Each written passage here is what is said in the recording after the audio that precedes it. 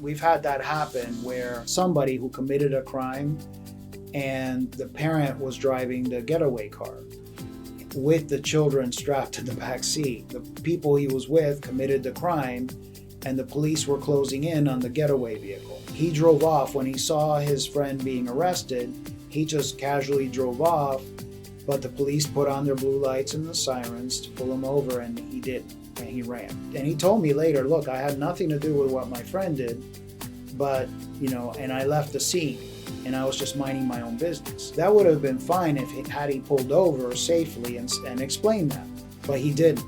He decided to run because he thought he didn't have legal status in the country, and he got nervous and he ran. And now he's breaking the law. He's evading law enforcement and endangering the health of the child. So yes, they would come in and try to restrict your time sharing or terminate your parental rights, depending on how bad the situation is. And it was really bad in that case because he ran high rate of speed. The police had to literally crash into his car to make him stop, and nobody knew there was a child inside.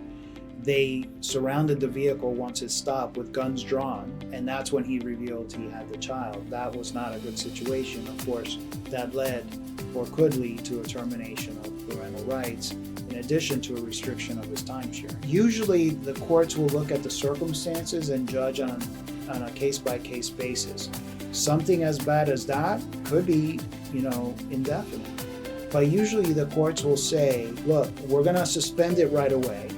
We're going to suspend it indefinitely, but it's going to be pending him successfully completing his probation, him successfully undergoing therapy. I need another independent psychologist to give me an opinion that he is fit and capable of having time sharing again. The judge will impose certain conditions, and once he meets those conditions, he could be restored time sharing over time. But if it's really bad, well, it depends on the circumstances. I've yet to see a case where it was permanent. A situation where there's a dispute between spouses for restrictions of time sharing or a termination of parental rights. We call it TPR. In a TPR, if it's really bad, like for example in that case with a high-speed chase with the police arrested the driver and took the child and placed him in with the state foster homes while the court adjudicated his parental rights. And the government wanted to terminate his parental rights, and that's a TPR action. That's separate.